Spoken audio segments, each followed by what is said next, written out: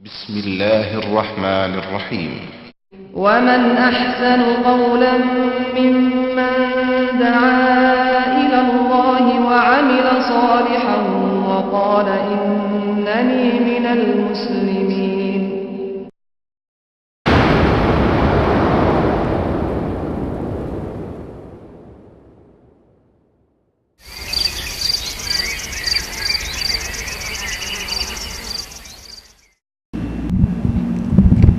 الحمد لله رب العالمين الرحمن الرحيم مالك يوم الدين ونشهد أن لا إله إلا الله ونشهد أن سيدنا ومولانا محمدا عبده ورسوله أرسله إلى الناس كافة بشيرا ونذيرا أما بعد فإن خير الحديث كتاب الله وخير الهدي هدي محمد صلى الله عليه وسلم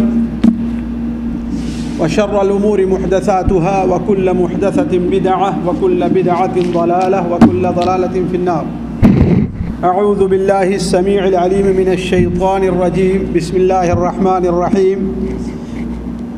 يا أيها الذين آمنوا لا تأكلوا الربا أضعافا مضاعفة واتقوا الله لعلكم تفلحون واتقوا النار التي أعدت للكافرين. سبحانك لا علم لنا إلا ما علمتنا إنك أنت العليم الحكيم. رب اشرح لي صدري ويسر لي أمري واحلل عقدة من لساني يفقهوا قولي واحلل عقدة من لساني يفقهوا قولي. اللہ کے رسول صلی اللہ علیہ وسلم نے قیامت سے پہلے بہت سے فتنوں کی خبر دی ہے کہ قیامت کی ایک نشانی یہ بھی ہے کہ دنیا میں مختلف قسم کے فتنے پیدا ہو جائیں.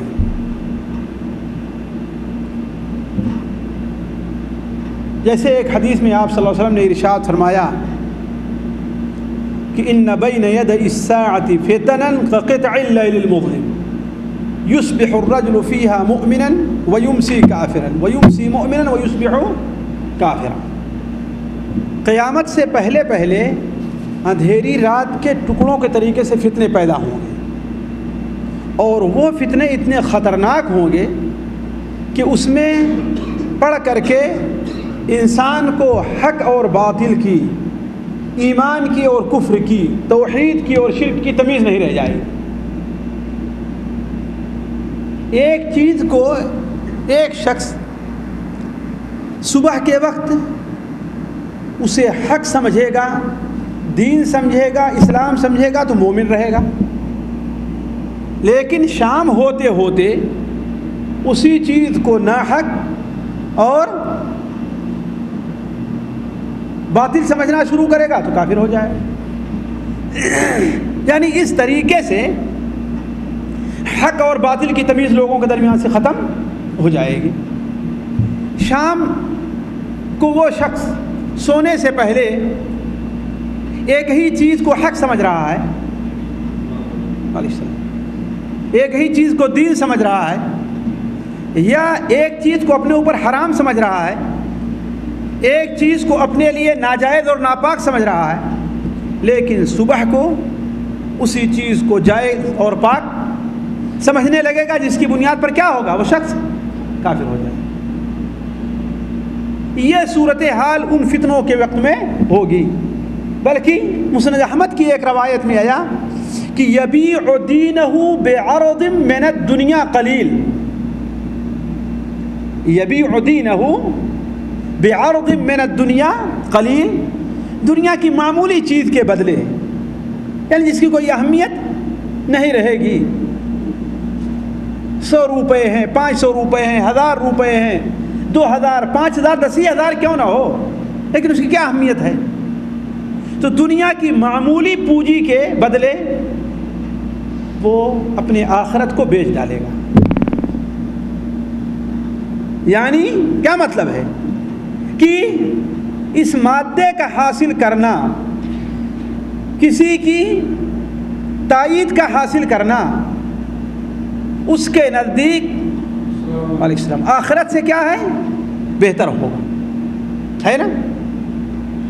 اسی چیز کو مسلم شریف کی ایک لمبی حدیث میں، جسے حضرت حذیفہ رضی اللہ تعالیٰ عنہ بیان کرتے ہیں، وہ حدیث لمبی ہے، فتنوں پر جو درس ہوا تو اس میں شاید ہم نے رکھا ہو.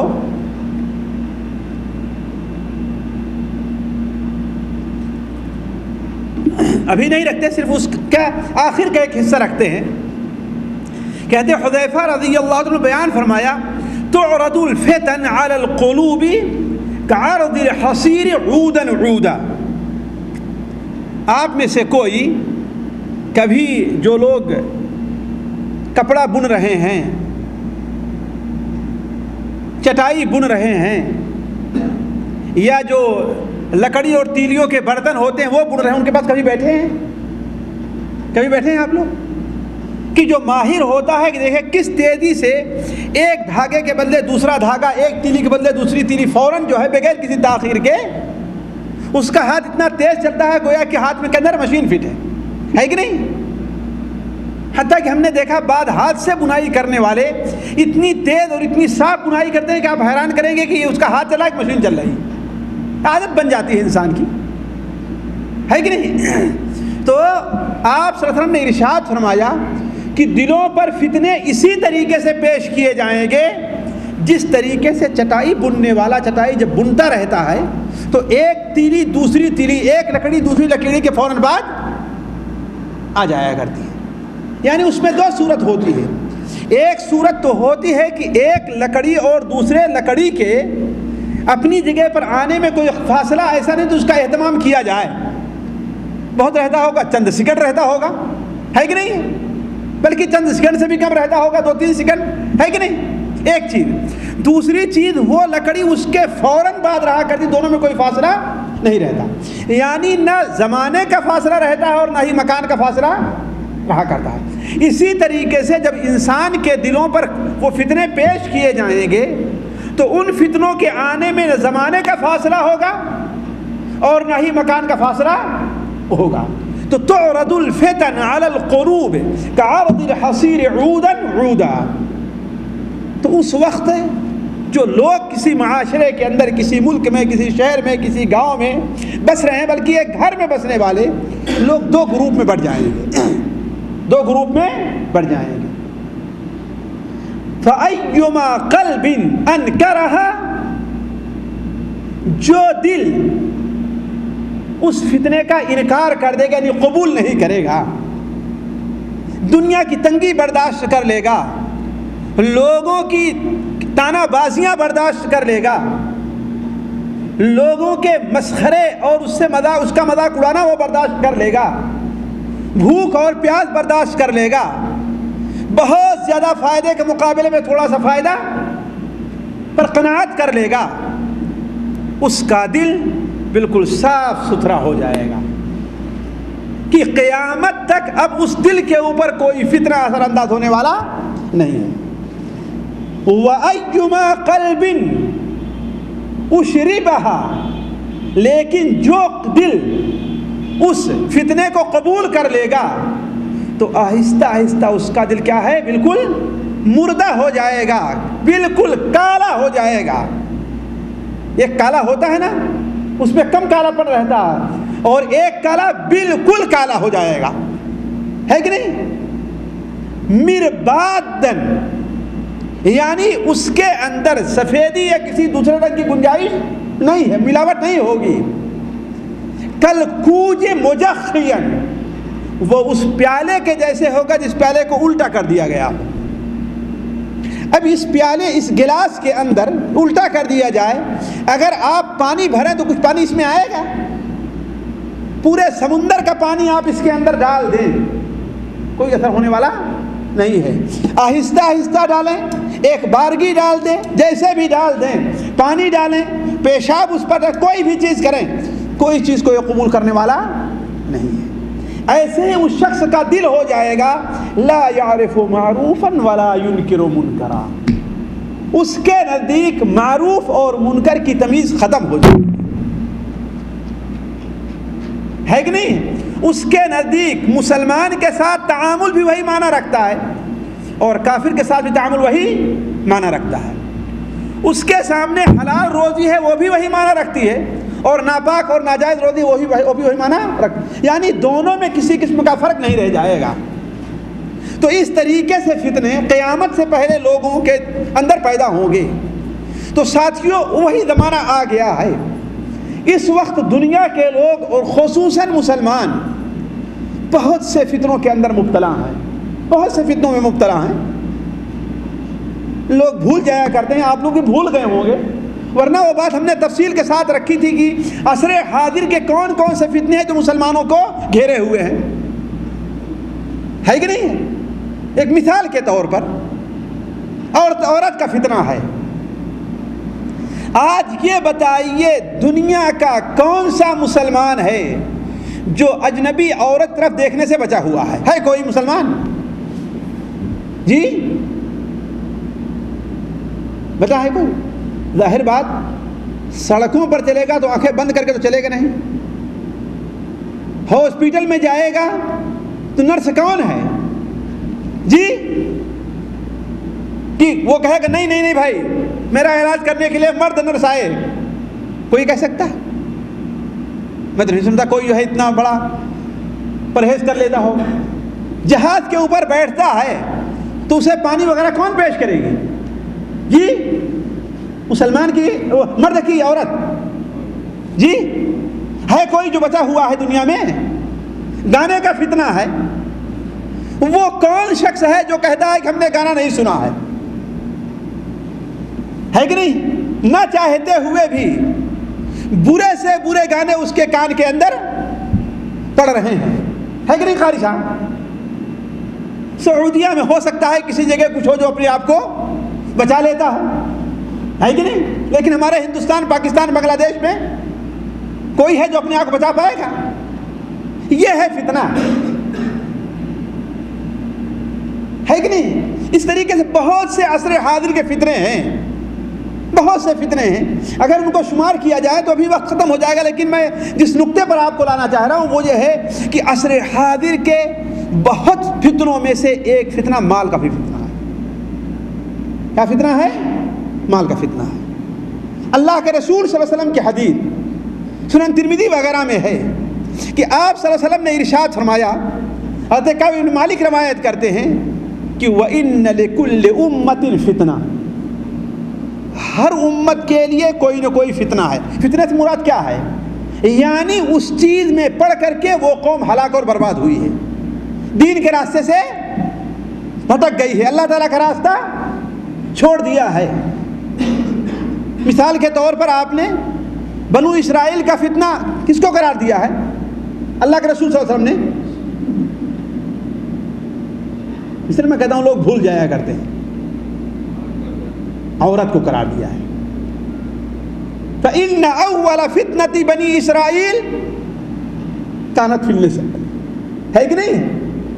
بنو اسرائیل کا سب سے پہلا فتنہ کیا تھا؟ اب اس کی تفسیر میں لوگ جو ہے مختلف ہوئے ہیں، بلکہ ہمارے بعض شاعروں نے کہا ہے نا کہ بلعام بن باعور کا جو قصہ ہے جس کا ذکر سورہ اعراف کے آخر میں ہے نا،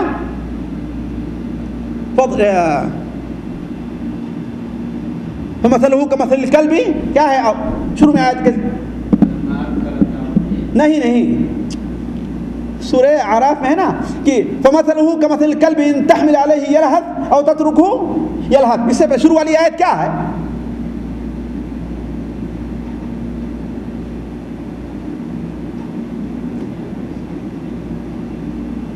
ہاں شروع کی آیت کیا ہے؟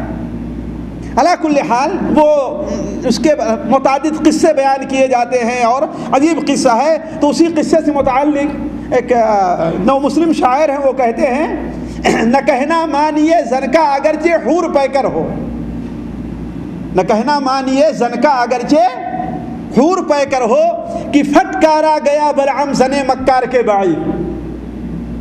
علی کل حال یہ تو بخاری شریف کے اندر ہے فَإِنَّ أَوَّلَ فِتْنَةَ بَنِي اسرائیل كَانَتْ فِي النِّسَاءِ، بنو اسرائیل کے اندر سب سے پہلے فتنہ کس سے پیدا ہوا ہے؟ عورتوں کے ذریعے پیدا ہوا ہے۔ تو آپ نے ارشاد فرمایا وَإِنَّ لِكُلِّ أُمَّةٍ فِتْنَةٍ، ہر امت کے لیے ایک فتنہ ہے، وفتنۃ امتی، جی سنن ترمذی کی روایت، ہاں قاری صاحب، وفتنۃ امتی المال، میرے امت کا فتنہ کیا ہے؟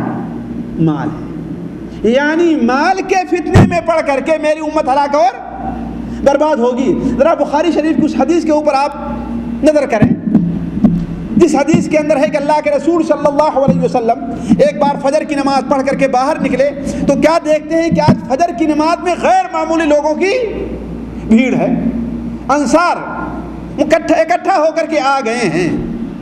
کیوں؟ اس لیے کہ سن لیا کہ بحرین سے ابو عبیدہ نے بہت زیادہ مال مدینہ منورہ بھیجا ہے، تو سب لوگ مال کے لیے، اس لیے دور دور رہنے والے تھے نا، سارے لوگ آج فجر کی نماز میں مسجد نبوی میں حاضر ہو گئے ہیں۔ آپ صلی اللہ علیہ وسلم جب نماز پڑھ کر کے ان کی طرف متوجہ ہوئے اور لوگوں کی کثرت دیکھی اور سمجھ گئے آپ کی کس لیے لوگ آئے ہیں، چنانچہ آپ مسکرائے اور کیا کہا؟ ابشروا واملوا، تمہیں خوشخبری رہے، اچھی امید رکھو، میں یہ مال اپنے اوپر نہیں خرچ کروں گا۔ اور آخر میں آپ نے کیا کہا؟ مل فقر اخشى علیکم، مل فقر اخشى علیکم ولکن اخشى علیکم الدنیا، مجھے اس بات کا خوف نہیں ہے کہ تم لوگ فقیری میں پڑ کر کے ہلاک اور برباد ہوگے۔ کس بات کا خوف ہے؟ جی دنیا، تمہارے اوپر دنیا اس کی ناز و نعمت اس طریقے سے پھیل جائیں گی جس طرح سے پچھلی قوموں کے اوپر، تو اس طریقے سے ان لوگوں کو دنیا نے ہلاک کیا، تمہیں بھی ہلاک۔ تو آپ نے کیا بیان فرمایا؟ وَإِنَّ لِكُلِّ أُمَّةٍ فِتْنَةً وَفِتْنَةُ أُمَّتِي الْمَالِ، ہر قوم کا ایک فتنہ ہے اور میری امت کا فتنہ کیا ہے؟ مال ہے۔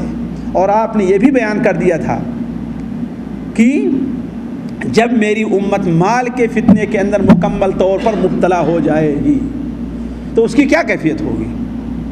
وہی کیفیت ہوگی جس کا ذکر صحیح بخاری شریف میں ہے کہ آپ صلی اللہ علیہ وسلم نے ارشاد فرمایا لَيَأْتِيَنَّ عَلَى النَّاسِ زَمَانٌ لَا يُبَالِ الْمَرْءُ بِمَا أَخَذَ الْمَالِ، ایک وقت میری امت پر اور لوگوں پر آنے والا ہے کہ انسان کو یہ پرواہ نہیں رہے گی کہ مال کہاں سے اس کے پاس آ رہا ہے، حلال طریقے سے کما رہا ہے کہ حرام طریقے سے کما رہا ہے۔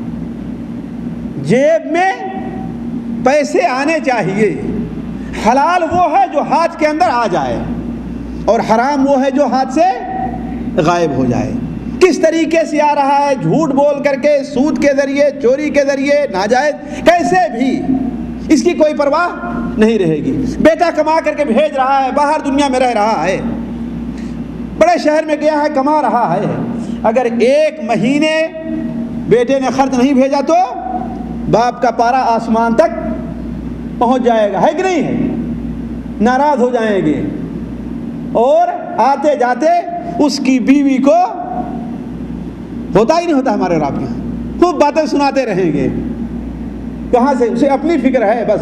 اور اگر خدا نہ خواستہ باپ کے جانے یا انجانے میں کچھ پیسہ الگ سے اپنے بیوی بچوں کو بھیج دیا تو گھر میں اور بڑی مصیبت آ کھڑی ہوتی ہے کہ نہیں یہ صورت ہمارے اور آپ کے یہاں کی؟ تو ایک وقت ایسا آئے گا جو آ چکا ہے، جیسا کہ آپ نے بیان فرمایا کہ انسان کو یہ پرواہ نہیں رہے گی کہ وہ مال کہاں سے کما رہا، حلال طریقے سے یا حرام طریقے سے۔ مال کے متعدد فتنے ہیں، لیکن جو اس وقت امت پر سب سے خطرناک فتنہ امت پر آیا ہوا ہے وہ ساتھیوں سود کا فتنہ ہے۔ سود نے اس وقت پوری دنیا کو ہی، صرف امت مسلمہ کو نہیں بلکہ پوری دنیا کو اس طریقے سے اپنی لپیٹ میں لے لیا ہے کہ نیک لوگوں کا بھی، بزرگ لوگوں کا بھی سود کے فتنے سے چھٹکارا پانا کیا ہے؟ بڑا مشکل کام ہو گیا ہے۔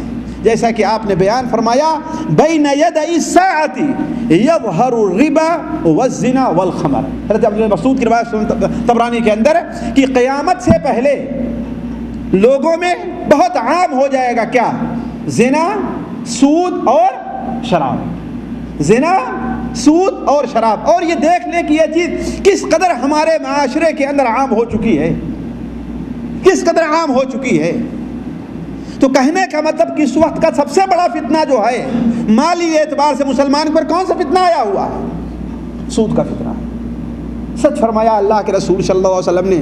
سنن ترمذی، سنن ابو داؤد، سنن ابن ماجہ، مسند احمد اور متعدد کتب حدیث میں اللہ کے رسول صلی اللہ علیہ وسلم کا فرمان حضرت ابو ہریرہ سے مروی ہے کہ آپ صلی اللہ علیہ وسلم نے ارشاد فرمایا لَيَأْتِيَنَّ عَلَىٰ أُمَّتِي، میری امت علی الناس، ایک میری لوگوں پر ایک ایسا زمانہ آئے گا کہ ہر شخص سود کھائے گا، کوئی شخص بغیر سود کھائے بچا نہیں رہے گا. اگر کوئی آدمی سود کھانے سے بچا بھی رہ جاتا ہے تو کم سے کم سود کی گرد، سود کا دھواں تو اس تک ضرور پہنچے گا. کم سے کم بینک میں پیسہ تو رکھے گا کہ نہیں رکھے گا؟ ہے کہ نہیں؟ بینک کے ذریعے اپنی تنخواہ لے گا کہ نہیں لے گا؟ ہے کہ نہیں؟ جو لوگ سودی کاروبار کرتے ہیں ان سے کے ساتھ اٹھنا بیٹھنا، دعوت کھانا ان کے حجیہ تو قبول کرے گا کہ نہیں قبول کرے گا؟ ہے کہ نہیں؟ اور اگر تحفیظ القرآن کے مدرس ہیں، کوئی مدرسہ کھول رکھا ہے، تو جو بڑے بڑے تاجر سودی کاروبار کرتے ہیں ان کے پاس چندہ لینے جائے گا کہ نہیں جائے گا؟ جی. تو لَيَأْتِيَنَّ عَلَى النَّاسِ زَمَانٌ، ایک زمانہ لوگوں پر آنے والا ہے. یہ اس کے جائز ہونے کا بیان نہیں ہے، بلکہ آپ صلی اللہ علیہ وسلم اس سے متنبہ کر رہے ہیں کہ اولاً تو کوشش کرے انسان کہ وہ زمانہ اس تک نہ پہنچے، اور اگر پہنچ گیا ہے تو جہاں تک بچ سکتا ہے اس سے بچنے کی کوشش کرے. جہاں 1 روپے سود سے کام چل جاتا ہے مجبوری درجے پر، وہاں پر 100 ہے کہ نہیں؟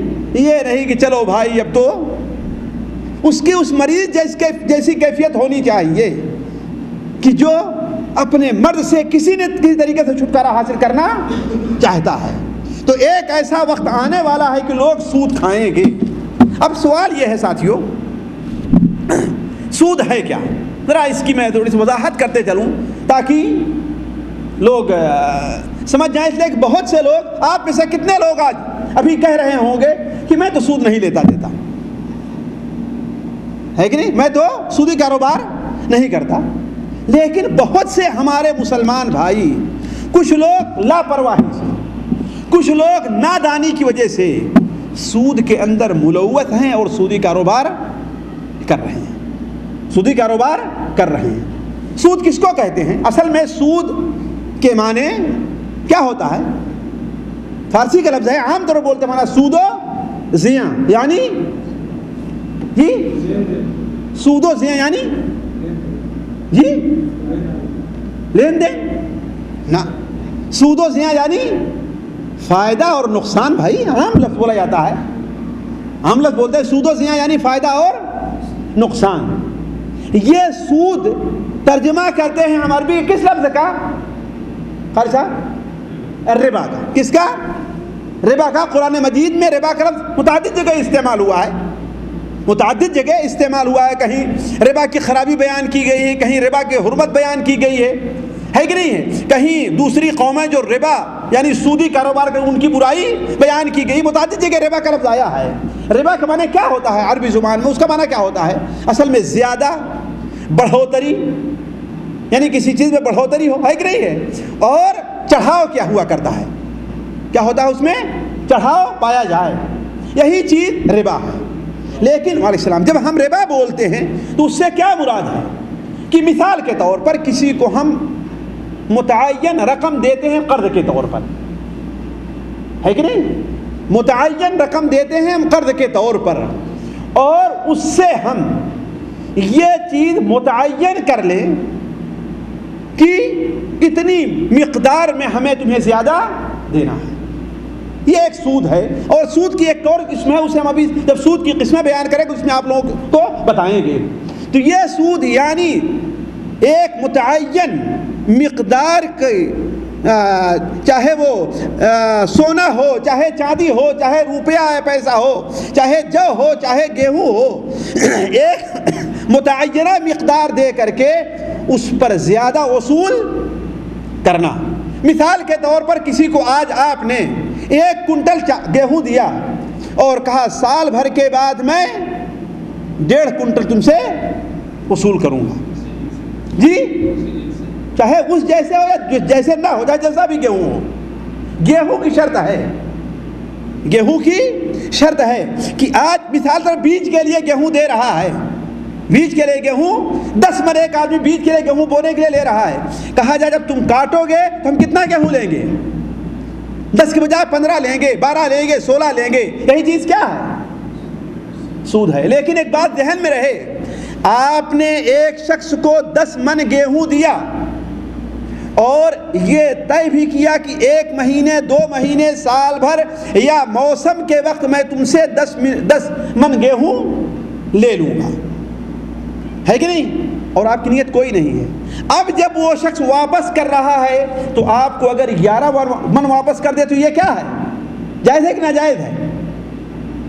جی جائز ہے، یہ چیز جائز ہے کہ نہیں قاری صاحب؟ اس لیے کہ نہ آپ نے کچھ طے کیا ہے، نہ آپ کا مقصد وہ لینا ہے، اس لیے کہ اصل چیز کیا ہوتی ہے؟ نیت کا معاملہ ہوتا ہے۔ آپ نے ارشاد فرمایا فَإِنَّ أَحْسَنُكُمْ أَحْسَنُكُمْ قَضَاءً، تم میں سب سے بہتر وہ ہے جو اچھا ادا کرے۔ آپ صلی اللہ علیہ وسلم نے وعلیکم السلام ایک بار بازار سے کیا لیا؟ کوئی چیز خریدی، آپ نے کیا کہا؟ زن ورجع، زن ورجع۔ ایک شخص سے آپ نے اونٹ خریدا، ایک شخص سے آپ نے اونٹ خریدا، کتنے؟ مثلا 100 کلو کھجور کے اوپر، جب وزن کرنا ہوا تو آپ نے اسے کیا کہا؟ 120 کلو کھجور دے دیا۔ تو عرض کرنے کا مقصد یہ ہے کہ بغیر طے کیے ہوئے اگر کوئی آدمی اپنی خوشی سے دیتے وقت اس کے لیے کوئی نظام نہیں بناتا، یہ اگر کوئی آدمی دے دیتا ہے تو اس میں کوئی حرج کی بات نہیں ہے۔ تو عرض کرنے کا مقصد کہ سود یہ ہے ساتھیوں، اور سود ہمارے مذہب کے اندر اسلام میں مکمل طور پر ناجائز اور حرام ہے۔ سود کی کوئی بھی قسم سود کی، چاہے کم ہو یا زیادہ ہو، تجارت کا سود ہو یا قرض کا سود ہو، نقد کا سود ہو یا کھانے کی چیز کا سود ہو، کسی بھی قسم کا سود ہو، سود ہے۔ کسی بھی صورت میں سود کا لینا ہو یا سود کا دینا ہو، ہے کہ نہیں؟ کسی بھی صورت میں سود ہمارے مذہب کے اندر جائز نہیں ہے۔ یہ نہ دیکھیں کہ آج تو عام طور پر لوگ سود لے دے رہے ہیں، اس لیے لوگوں کا عمل کسی چیز کے جائز ہونے کی دلیل نہیں بن سکتا ہے کہ نہیں؟ لوگوں کا عمل کسی چیز کے جائز ہونے کی دلیل نہیں ہے۔ آج ہمارے اور آپ کے یہاں بعض شہروں میں کوئی گلی ایسی نہیں ہے جہاں پر مسلمانوں نے بت بنا کے نہ رکھ لیا ہو، یعنی جی بت بنا کے نہ رکھ لیا ہو، یعنی بھائی قبر مزار ہے کہ نہیں ہے؟ وہ بھی تو ایک بت ہی ہے۔ بت صرف ڈھانچے کو نہیں کہا کرتے ہیں، ہر وہ چیز جو غیر اللہ کے کو چھوڑ کر کے اس کی عبادت کی جائے، خصوصاً بے جان ہو، وہی چیز کیا ہے؟ بت ہے۔ وہ پتھر کی شکل میں ہے، وہ درخت کی شکل میں ہے، وہ قبر کی شکل میں، کسی بھی شکل میں ہے، وہ بت ہے۔ وہ کیا چیز ہے؟ بت ہے۔ تو یہ کرنا اگر بہت سے لوگ کر رہے ہیں، جس کا مطلب نہیں کہ وہ چیز جائز ہے۔ تو عرض کرنے کا مقصد ہے کہ سود ایک ایسی چیز ہے جو شریعت اسلام میں مکمل طور پر ناجائز اور حرام ہے۔ کسی بھی قسم کا سود ہے، وہ تجارتی سود ہو، وہ قرض کا سود ہو، وہ نقد کا سود ہو، یا کھانے وغیرہ چیزیں جو ہوں اس کی کا سود ہو، وہ سود مکمل طور پر ناجائز اور حرام ہے۔ سود سے متعلق اللہ تبارک و تعالیٰ کیا فرماتا ہے، اس سے متعلق صرف ایک آیتیں میں آپ کے سامنے رکھتا ہوں۔ دیکھیے سورہ آل عمران میں اللہ تبارک و تعالیٰ ارشاد فرماتا ہے، یا ایھا الذین آمنوا لا تأکلوا الربا اضعافا مضاعفا۔ ہمیں سے جو بھائی اردو پڑھتے ہوں وہ سورہ آل عمران کی 130 اور 131 نمبر آیت کا ترجمہ پڑھ لیں گے۔ سورہ آل عمران کی 130 اور 131، ظاہر بات ترجمے والا قرآن ہر ایک کے پاس موجود ہے، چاہے دنیا کے جس عالم کا لکھا ہوا ترجمہ ہو، کوئی اس میں کوئی فرق نہیں ہے. اس کا ترجمہ آپ اٹھا کر کے پڑھ لیں. اللہ تعالیٰ ارشاد فرماتا ہے اے ایمان والو لا تأکلوا الربا اضعافا مضاعفا، بڑھتا چڑھتا سود نہ کھاؤ. واتقوا اللہ، اللہ تبارک و تعالیٰ سے ڈرو تاکہ تم کامیاب ہو جاؤ گے. یعنی سود کھا کر کامیاب نہیں ہوگے، سود کو چھوڑ کر کے تم لوگ کامیاب ہوگے. بینک سے سود لینے میں کامیابی نہیں ہے، بینک میں پیسہ رکھنا سود کے، اس میں کامیابی نہیں ہے. سودی کاروبار ترک کر دینے میں کامیابی ہے. اور کیا فرمایا اللہ تعالیٰ نے؟ واتقوا النار التي اعدت للکافرین، اور اس آگ سے بچو جو کافروں کے لیے تیار کی گئی ہے. تفسیر کی کتابوں میں امام ابو حنیفہ رحمہ اللہ کا قول نقل کیا گیا ہے اس آیت کی تفسیر میں. وہ بیان کرتے ہیں کہ یہ سب سے خوفناک آیت ہے جو قرآن مجید کے اندر موجود ہے. یہ آیت سب سے خوفناک ہے جو قرآن مجید کے اندر موجود ہے. کیوں؟ اس لیے کہ اس آیت کے اندر وہ لوگ جو اپنے کو مسلمان کہتے ہیں اور سود کھاتے ہیں انہیں کس آگ کی دھمکی دی گئی ہے؟ جس آگ کے اندر کافروں کو ڈالا جائے گا جو کافروں کے لیے تیار ہے. واتقوا النار التي اعدت للکافرین، اس آگ سے بچو جو آگ کس کے لیے تیار کی گئی ہے؟ کافروں کے لیے تیار کی گئی ہے. ایک اور آیت سورہ بقرہ کی 278 نمبر آیت، جہاں پر سورہ بقرہ ختم ہے، پہلا آخری صفحہ چھوڑیے اور آخری سے پہلے والا صفحہ چھوڑیے، اس کے پہلے جو صفحہ اس کے اوپر آپ لوگ جو ہے دیکھیں، اس آیت کو پڑھیں. اللہ تعالیٰ ارشاد فرماتا ہے یا ایھا الذین آمنوا اتقوا اللہ، اے وہ لوگوں جو ایمان لے آئے ہو اللہ تبارک و تعالیٰ سے ڈرو. وذروا ما بقی من الربا، اور جو سود باقی رہ گیا ہے، پہلے جو تم لیتے دیتے رہے ہو وہ سود جو باقی رہ گیا ہے اس کو اب چھوڑ دو. ان کنتم مؤمنین، اگر تم مومن ہو تو، اگر تمہیں اللہ پر ایمان ہے، قرآن پر ایمان ہے، اللہ کے رسول پر ایمان ہے، حدیثوں پر ایمان ہے، تو جو سود تم لیتے دیتے رہے ہو اب تک وہ کیا کرو، تم چھوڑ دو. اس کا مطلب کیا ہوا؟ اگر تم سود کو نہیں چھوڑتے ہو تو اس کا مطلب کیا ہے کہ تم مومن نہیں ہو. معلوم یہ ہوا کہ سود اور ایمان، ایک آدمی مسلمان بھی ہو اور سود بھی کھائے، یہ دونوں ایک ساتھ اکٹھا نہیں ہو سکتے ہیں. ایک آدمی نماز بھی پڑھے اور سودی کاروبار بھی کرے، یہ دونوں اکٹھا نہیں ہو سکتے. ایک آدمی حج بھی کرے اور سود بھی کھائے، یہ دونوں ایک ساتھ اکٹھا نہیں ہو سکتے. اسی طریقے سے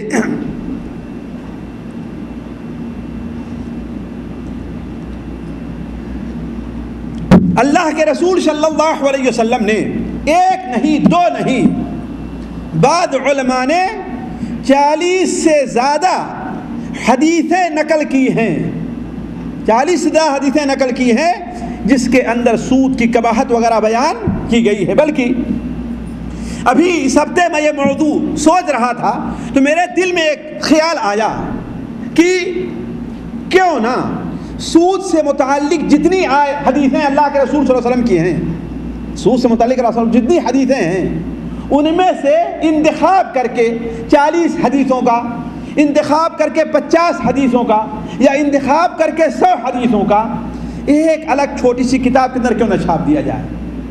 اس لیے کہ وہ حدیثیں موٹی موٹی کتابوں کے اندر پڑھی ہے، عام طور پر لوگوں کا ہاتھ وہاں تک پہنچتا نہیں ہے اور نہ لوگ بڑی کتابیں پڑھنے کے عادی ہیں. اگر صرف حدیثیں ان کا ترجمہ اور ہو تو معمولی سے حاشیے کے اندر تھوڑی سی ان کی وضاحت کر کے اگر یہ چھاپ دیا جائے اور کوئی صاحب علم اس کی طرف قدم اٹھا لے تو بڑی بہترین سی چیز ہے. تو کہنے کا مطلب کہ اللہ کے رسول صلی اللہ علیہ وسلم نے بہت سی حدیثوں میں سود کو ناجائز اور حرام قرار دیا ہے. بلکہ ذرا غور کریں، بخاری اور مسلم میں حضرت ابو ہریرہ رضی اللہ عنہ سے مروی ہے کہ اللہ کے رسول صلی اللہ علیہ وسلم نے ارشاد فرمایا کہ 7 ہلاک اور برباد کر دینے والے کاموں سے بچو. اجتنبوا السبع الموبقات، 7 وہ کام جو کمر توڑ دیتے ہیں. کس کی؟ تجارت کی نہیں. کس کی کمر توڑ دیتے ہیں؟ اسلام اور مسلمانوں کی. 7 ہلاک اور برباد کر دینے والے کاموں سے بچو. اجتنبوا السبع الموبقات. صحابہ کرام نے کہا اے اللہ کے رسول وہ کون ہیں؟ آپ نے فرمایا اللہ تعالیٰ کے ساتھ شرک کرنا. ظاہر بات یہ کیا ہے؟ سب سے بڑا گناہ ہے. اس کے بعد آپ نے فرمایا جادو. اس کے بعد آپ نے فرمایا کسی معصوم جان کا بلا وجہ مسلمان کا قتل کرنا. اس کے بعد چوتھی چیز آپ نے فرمایا سود کھانا. معلوم یہ ہوا کہ سود کھانا اللہ تعالیٰ کے کیا ہے؟ بہت بڑا گناہ ہے.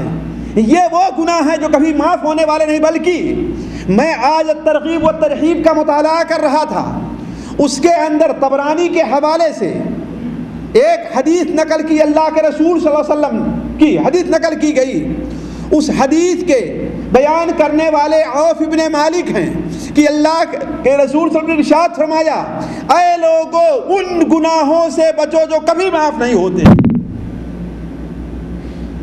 اتقوا اور اجتنبوا الذنوب التي لا تغفر اور ایاکم والذنوب التي لا تغفر. ان گناہوں سے بچو جو گناہ معاف نہیں ہوں گے. پہلا گناہ آپ نے اس میں خیانت, کیا بتایا آپ نے؟ خیانت, غلول. کہا جو انسان کسی کے مال میں, کسی کی جائیداد میں اسے امین بنایا گیا جائیداد پر, اس نے خیانت کی ہے تو قیامت کے دن وہ خیانت اس کے سامنے لا کے حاضر کی جائے گی. بلکہ حضرت عبداللہ بن مسعود کی ایک روایت میں ہے کہ وہ شخص کو جب جہنم میں ڈالا جائے گا تو وہ چیخے گا, چلائے گا کہ مجھے اللہ اس سے نکال دے. تو اللہ تعالیٰ کہے گا دنیا میں جو تم نے خیانت کی وہ مال لا کر کے پیش کرو, تمہیں جہنم سے نکال دیا جا رہا. تو جہنم کے کہیں نیچے طبقے میں وہ مال اسے دور دکھائی دے گا. وہ بیچارہ آگ کے انگارے کو برداشت کرتا ہوا نیچے اترے گا اور اسے لے کر کے اوپر آنا چاہے گا. بڑا خوش ہوگا کہ اب جہنم کے ہم اوپر حصے پہنچ رہے ہیں, ہمیں اس سے چھٹکارا جہنم سے مل جائے گا. لیکن جب کنارے پر پہنچے گا جہنم کے دہانے پر تو وہ مال پھر نیچے گر جائے گا, اسے پھر دوبارہ اسے وہ لانے کے لیے نیچے اترے گا. اسی طریقے سے جہنم میں برابر جلتا رہے گا. تو عرض کرنے کا مقصد یہ ہے کہ آپ نے کیا بیان فرمایا؟ ایاکم والذنوب التی لا تغفر. ان گناہوں سے بچو جو گناہ معاف ہونے والے نہیں. پہلا گناہ کون سا بیان فرمایا آپ نے؟ غلول اور خیانت کا. دوسرا گناہ آپ نے کون بیان فرمایا؟ سود کا. کس کا؟ سود کا. آپ نے بیان فرمایا اگر تم 1 درہم بھی سود کھاؤ گے تو جو شخص 1 درہم بھی سود کھائے گا قیامت کے دن اس طریقے سے اٹھایا جائے گا کہ سارے لوگ تو کھڑے ہوں گے لیکن وہ زمین کے اوپر بے ہوش, خفتی اور مخبوط الحال طریقے سے پڑا رہے گا. جیسے اللہ نے قرآن میں کیا ارشاد فرمایا ہے؟ الذین یأکلون الربا. جی قاری صاحب, لا یقومون الا کما یقوم الذی یتخبطہ الشیطان من المس. کیوں؟ ذالک بانہم قالوا انما البیع مثل الربا. یہ عذاب اسے کیوں ملے گا؟ کیوں ملے گا؟ اس لیے کہ وہ کہتے رہے کہ چلو بھائی خرید و فروخت کی طرح, جیسا خرید و فروخت تجارت ہے ویسے سود بھی ایک تجارت ہے. تو عرض کرنے کا مقصد ہے کہ اللہ کے رسول صلی اللہ علیہ وسلم نے گناہ سود کو بہت بڑا گناہ قرار دیا. بلکہ میں تفسیر قرطبی پڑھ رہا تھا تو اس میں مجھے ایک واقعہ ملا کہ امام مالک رحمہ اللہ کے پاس ایک شخص آتا ہے. ذرا غور کریں گے سود کی برائی. امام مالک رحمہ اللہ کے پاس ایک شخص آتا ہے اور کہتا ہے اے امام, آج میں راستے سے گزر رہا تھا, شام کا وقت تھا, کیا دیکھتا ہوں کہ ایک شرابی ہے اور وہ شراب کے نشے میں بالکل دھت ہے, بالکل شراب کے نشے میں مست ہے. جانتے ہیں شراب کے نشے میں انسان جب مست ہوتا ہے تو اسے کوئی پرواہ نہیں رہتی. اسی نشے میں کبھی جا کر کے پانی میں ڈوب جاتا ہے کہ نہیں ہے؟ کبھی اسی نشے میں نعوذ باللہ من ذالک اور کچھ کر بیٹھتا ہے. اسی نشے میں کبھی وہ ایسی باتیں بکتا ہے گویا اس ملک کا بادشاہ ہے کہ نہیں, پاگل ہو جاتا ہے. تو کہا وہ شخص شراب کے نشے میں دھت ہے اور کوشش کر رہا ہے کہ چاند کو پکڑ لے, اچھلتا ہے, کودتا ہے, گالی دیتا ہے, ٹیلے پر چلنے کی کوشش کرتا ہے, لیکن چاند کو کیسے پکڑ پائے گا؟ تو کہا اس کی یہ کیفیت اور یہ بیوقوفی دیکھ کر کے ہم نے کہا کہ اگر شراب سے برا بھی کوئی گناہ ہو شراب سے بری بھی کوئی چیز ہو تو میری بیوی کو طلاق ہے. کچھ لوگ بڑے تیز ہوتے ہیں طلاق دینے میں، ہے کہ نہیں ہے؟ مثال کے طور پر کوئی قصائی اگر مصری مل جائے، آپ کو مصری قصائی مل جائے، آپ اس کے پاس آدھا گھنٹہ بیٹھ جائیں تو کم سے کم آدھے گھنٹے میں 50 بار ضرور اپنی بیوی کو طلاق دے گا، ہے کہ نہیں؟ 50 بار کم سے کم. وہ کیا لے لو اس کو، بہت اچھا ہے، اگر اچھا نہیں تو میری بیوی کو طلاق ہے. بہت مشہور ہے ان کے یہاں. تو کچھ لوگ ہوتے ہیں کہ ہر بات پہ اپنی بیوی کو لا کر کے سامنے کھڑا کرتے ہیں. تو ہم نے کیا کہہ دیا کہ اے اللہ تبارک و تعالی، اگر شراب نوشی سے ہی بڑا کوئی گناہ اور کوئی بری چیز ہے تو کیا ہے؟ میری بیوی کو طلاق ہے. امام مالک نے کہا کہ جاؤ کل میرے پاس آنا، کل بتلاؤں گا. ہماری طرح کوئی آدھے مولوی ہوتے، آدھے عالم ہوتے تو فوراً فتویٰ دیتے، جاؤ تیری بیوی طلاق ہے یا کی طلاق نہیں ہے. لیکن علم والا جو ہوتا ہے اس کے سامنے کوئی نیا مسئلہ آتا ہے تو اس پر غور فکر کرتا ہے. کیا کہا؟ جاؤ کل آنا، میں بتلاؤں گا. دوسرے دن آیا پوچھنے کے لیے. امام مالک نے کہا اچھا کل آؤ گے تو بتلاؤں گا. ابھی سوچ رہے ہیں، غور کر رہے ہیں. تیسرے دن آیا تو کہا تیری بیوی کو طلاق واقع ہو گئی ہے. کیوں؟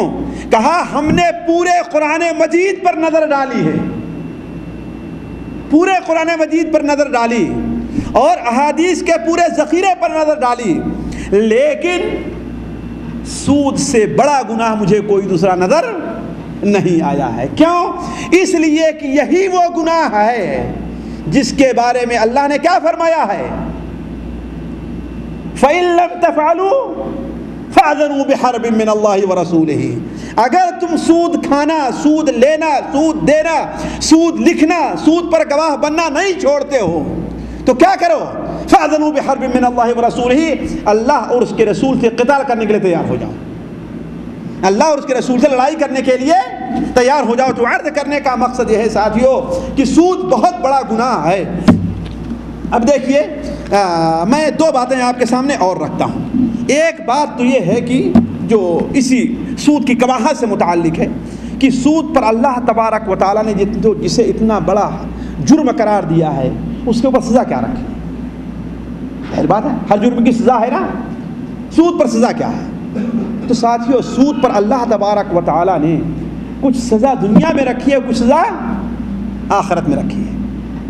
کچھ سزا دنیا میں رکھی ہے، کچھ سزا آخرت میں رکھی ہے. دنیا میں کیا سزا ہے؟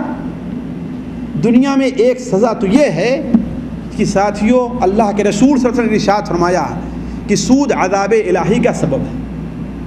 کہ جو قوم، جو جماعت، جس ملک کے لوگ سودی کاروبار کرنا شروع کرتے ہیں اللہ تبارک و تعالیٰ کا عذاب ان کے اوپر نازل ہوتا ہے.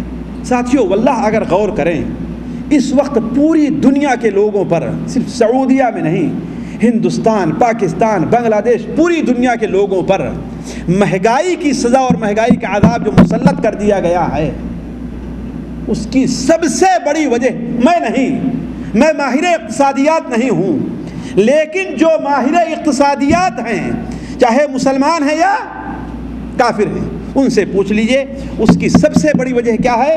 یہی سودی کاروبار ہے. یہی سودی کاروبار ہے. کیوں؟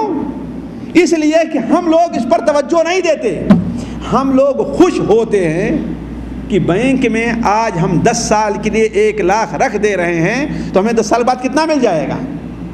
جی کتنا مل جائے گا؟ 1 لاکھ رکھ کم سے کم 2 لاکھ تو ہو ہی جائے گا نا. 10 لاکھ رکھ دے رہے ہیں کتنا بن جائے گا؟ 20 لاکھ تو ہو ہی جائے گا نا. بڑا لوگ خوش ہوتے ہیں کہ ہم نے رکھا کتنا؟ 1 لاکھ ملا کتنا ہم کو؟ جی 2 لاکھ. خوش ہوتے ہیں کہ نہیں خوش ہوتے ہیں؟ آپ نے فکس ڈپوزٹ پر کوئی یعنی بچت کھاتا آپ نے چالو کیا ہے کہ نہیں؟ بچت کھاتا پر آپ کو سود ملتا ہے کہ نہیں ملتا ہے؟ اب جیسا آپ رکھیں گے جس حساب سے آپ کا سود بڑھتا رہے گا. 5%، 10% جو آپ کو ملتا رہے گا. لوگ کہیں کہ اس میں عیب کیا، برائی کیا ہے، ہم کو چیز مل رہا ہے. لیکن ساتھیوں یہ نہیں سوچتے ہیں کہ وہ بنیاں، جو ہم کو 10% سود دے رہا ہے، 5% دے رہا ہے، وہ ہم سے 50% اور 100% پیسہ ہم سے اصول کر لے رہا ہے. لیکن ظاہر بات ہے وہ چور راستے سے وصول کرتا ہے، سامنے سے نہیں وصول کرتا ہے. اس کی ایک مثال میں دوں. آج کل عام ہو گیا ہے، جیسے بھی اس طرف اشارہ کریں گے ہم اگر وقت رہا تو، یہ انشورنس کا کیا کہتے ہیں ہمارے ہاں، اس کو بیمہ اور انشورنس کہتے ہیں کہ نہیں کہتے ہیں؟ یہاں کیا کہتے ہیں؟ تعمیر کہتے ہیں، ہے کہ نہیں؟ ایک عام رواج ہو چکا ہے. نہیں، کوئی گھر کا کرا رہا ہے، کوئی اپنی زندگی کے کرا رہا ہے، کوئی اپنے حتیٰ کی آنکھ پاؤں ہر چیز کا. صرف ایک چیز باقی رہ گیا ہے جس کا بیمہ نہیں ہوتا، میاں بیوی کا آپسی تعلق. باقی ساری چیزوں کا بیمہ ہونے لگا ہے. آنکھ کا بیمہ، بچوں کی پڑھائی کا بیمہ ہونے لگا ہے کہ نہیں ہے؟ لڑکیوں کی شادی کا بیمہ ہونا شروع ہو گیا ہے کہ نہیں؟ کوئی بھی چیز، یہ بنیے، یہ راس مالی، یہ سرمایہ دار لوگ کسی بھی طریقے سے آپ کے جیب سے پیسہ کھینچنا چاہتے ہیں، کسی بھی طریقے سے کھینچنا چاہتے ہیں. آج سے چند سال پہلے پاکستان کے اخبار میں ایک چھپی تھی، اور میرے پاس ایک کتاب ہے، اس میں وہ چیز موجود بھی ہے کہ لندن کی بیمہ کمپنی کو 100 ملین کا فائدہ ہوا. کتنا فائدہ ہوا؟ 100 ملین کا. لیکن جو بیمہ کرائے تھے ان پر تقسیم کتنا کیا گیا ہے؟ کتنا تقسیم کیا گیا ہے؟ کتنا؟ صرف 2 ملین. اور 98 ملین کہاں گیا؟ وہ کن کو ملا ہے؟ بھلا بتائیے، آپ کے خیر خواہ ہیں کہ آپ کا دشمن ہے وہ؟ آخر یہ چیزیں مہنگی کیوں ہو رہی ہیں؟ وجہ اس کی کیا ہے؟ مکمل طور پر سارا سودی کاروبار ہے. مثال کے طور پر ایک کسان ہے آج، اسے ہر چیز اب خریدنی پڑ رہی ہے کہ نہیں خریدنی پڑ رہی ہے؟ اور اگر اسے اپنا وقت اور مجبوری نہ ہو تو کھیتی کرنے میں اسے کوئی فائدہ نہیں ہے. اب پانی بھی خریدتا ہے، وہ کھاد بھی خریدتا ہے کہ نہیں؟ اب مزدور جو ہے پہلے گلے سے مزدوری لیتا تھا، اب کس سے مزدوری لیتا ہے؟ پیسے سے لیتا ہے کہ نہیں ہے؟ پہلے مزدور سورج نکلنے سے لے کر کے سورج ڈوبنے تک کام کرتا تھا، اب کتنی دیر کام کرتا ہے؟ جی 8 گھنٹے کام کر رہا ہے. تو عرض کرنے کا مقصد ہے کہ دوسرا موضوع ہے جو عام لوگوں کے سمجھ میں آنے والا نہیں ہے، کہ کس طریقے سے یہ سودی دھندا کرانے والے لوگ اور یہ دھنا سیٹ، یہ سرمایہ دار لوگ ہمارے جیب سے کس طریقے سے پیسہ کھینچ رہے ہیں. یہ دوسرا مسئلہ ہے. بات یہاں آئی تھی کہ اللہ کے رسول صلی اللہ علیہ وسلم نے ارشاد فرمایا کہ سود کسی قوم کے اندر جہاں پھیل جاتا ہے تو وہاں اللہ تبارک و تعالیٰ کا عذاب آتا ہے. ان میں سے ایک عذاب جو ہم آپ کے سامنے بیان کریں کیا ہے؟ یہ مہنگائی کا عذاب ہے. اور بعض عذاب کی خبر آپ نے دی ہے. مثال کے طور پر آپ نے یہ بیان فرمایا ما من قوم یظہر فیہم الربا الا اخذوا بالسنہ. جب کسی قوم کے اندر سود پھیل جاتا ہے تو اس قوم کے اوپر خشکسالی مسلط کر دی جاتی ہے. خشکسالی آج ہمارے ملکوں میں ذرا دیکھ لیں، کون سی ایسی جگہ ہے جہاں پر پانی کی سطح اپنی جگہ پر باقی ہے؟ کیوں؟ آخر بارش کم ہو رہی نا. کیوں؟ اس لیے کہ اللہ تبارک و تعالیٰ کی یہ مصلحت ہے کہ زمین کے اندر جو پانی ہے اس پانی کی سطح اوپر کب آتی ہے؟ جب آسمان سے بارش ہوتی ہے. تو بارش بند ہو جائے تو کنویں کی پانی سطح کہاں چلی جاتی ہے؟ نیچے. تو آج بارشیں اب ان سالوں میں کم ہو رہی ہیں، لہذا پانی سطح کیا ہے؟ ابھی جلدی آنے والے لوگوں نے مجھ سے بتایا کہ اب کسی کے جو ہینڈ پائپ جو لگا ہوا تھا، کسی کا پائپ اب کام نہیں کر رہا ہے، سب نے پانی چھوڑ دیا. کیوں؟ پانی سطح بڑی نیچی ہو گئی ہے. تو عرض کرنے کا مقصد یہ ہے کہ سود کا ایک نقصان یہ بھی ہے. اسی طریقے سے سود کا ایک نقصان یہ بھی ہے، بلکہ سود پر سزا جو رکھی گئی ہے وہ سزا ہے کہ اللہ اور اس کے رسول صلی اللہ علیہ وسلم سے قتال کی اسے دھمکی دی گئی ہے. اس لیے بہت سے علماء کہتے ہیں کہ اگر کوئی شخص سودی کاروبار کرتا ہے تو حکومت اسے منع کرے گی. لیکن حکومت منع کیا کرے؟ ہمارے یہاں کی حکومتیں خود لے دے رہی ہیں. لیکن شرعی اصول کیا ہے کہ اس شخص سے حکومت منع کرے، اس شخص کو اگر نہیں مانتا ہے تو اسے قتل کر دیا جائے. بعض علماء نے کہا اس کے مال کو ضبط کر لیا جائے. اس طریقے سے اس دنیا میں ایسے لوگوں پر جو سود کھاتے لیتے دیتے ہیں ان پر بڑی سزائیں آتی ہیں، اور آخرت کی سزاؤں سے متعلق تو نہ پوچھنا ہے۔ صرف اشارہ کرتا چلوں گا، مثال کے طور پر ایک سزا جو ہے اسے عالم برزخ میں ملنے والی ہے۔ عالم برزخ میں کوئی اس کی دلیل دے سکتا ہے؟ قاری صاحب، سود خور کو عالم برزخ میں کیا سزا ملے گی؟ جی ہاں،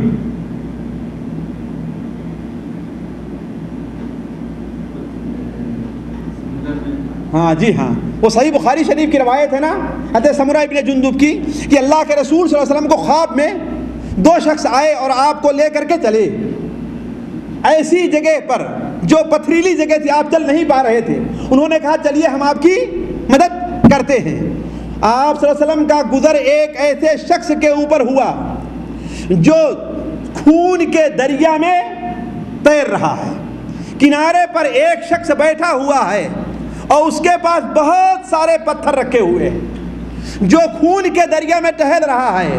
وہ شخص کنارے آنا چاہتا ہے اپنے منہ کو کھول کر کے، تو یہ شخص جو کنارے پر بیٹھا ہوا ہے اس کے منہ میں اتنے زور کا پتھر مارتا ہے کہ وہ پھر دور چلا جایا کرتا ہے۔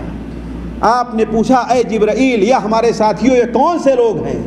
تو انہوں نے کیا جواب دیا؟ یہ سود خور ہے۔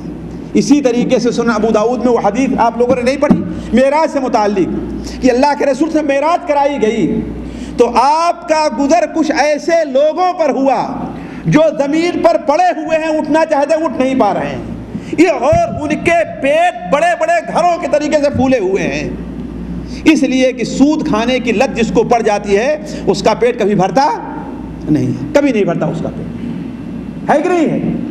اس کا پیٹ کبھی بھرتا نہیں ہے۔ تو اس کا ان لوگوں کے پیٹ بہت بڑے سے ہیں، بڑے بڑے گھر ہوں، اور اس پیٹ کے اندر سانپ اور بچھو ٹہل رہے ہیں، ڈنک مار رہے ہیں، یہی کیفیت اس کی ہے۔ آپ نے پوچھا اے جبرائیل یہ کون سے لوگ ہیں؟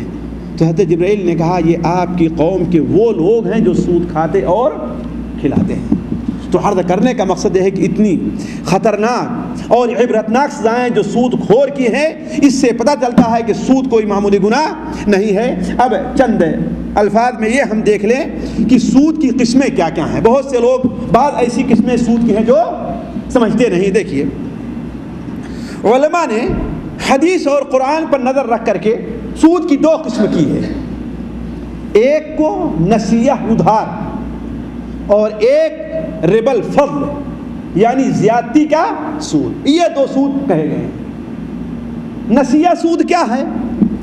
یہی سود تھا جو زمانے جاہلیت میں رائج تھا، یہی مہاجنوں کا سود ہے، یہی سرمایہ داروں کا سود ہے، یہی بینکوں کا سود ہے، یہی دولت کے پجاریوں کا سود ہے، اور یہی یہودیوں کا سود ہے جو زمانے جاہلیت کے اندر رائج تھا، جس سے متعلق اللہ کے رسول صلی اللہ علیہ وسلم نے حجۃ الوداع کے موقع پر آپ نے جو خطبہ دیا تھا، جہاں پر 1,00,000 سے زائد صحابہ کرام موجود تھے، آپ نے خطبہ دیا کہ اے لوگو، آج کے دن سے میں جاہلیت کے تمام سودوں کو حرام قرار دے رہا ہوں، تمام سود کو ختم کر دے رہا ہوں، اور سب سے پہلے جس کے سود کو ختم کروں گا وہ کس کا سود ہے؟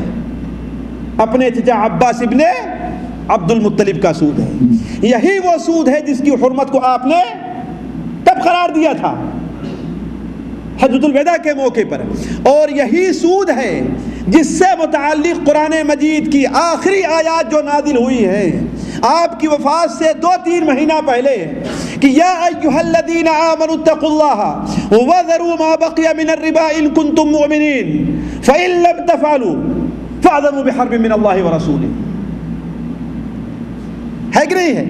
اے لوگو، ہاں وہ آیت کا چھوڑو کے سامنے چھوڑ دیا ہے جان بوجھ کر کے، ہے نا؟ یا ایھا الذین آمنوا اتقوا اللہ وذروا ما بقی من الربا ان کنتم مؤمنین فاعذروا بحرب من اللہ ورسولہ ان کنتم جی فإن تبتم فلکم رؤوس اموالکم فإن تبتم فلکم رؤوس اموالکم لا تظلمون ولا تظلمون۔ تو اے لوگوں جو ایمان لے آئے ہو، سود کھانا چھوڑ دو اگر تم مومن ہو تو، اگر تم مومن ہو، اگر سود کھانا نہیں چھوڑتے، سود لینا نہیں چھوڑتے ہو، تو اللہ اور اس کے رسول لڑائی کرنے کے لیے تیار ہو جاؤ۔ یہی وہ سود تھا۔ اس کی کیا صورت تھی؟ اس کی دو ایک صورتوں کی میں اشارہ کرتے چلتا ہوں جو آج بھی رائج ہے۔ مثال کے طور پر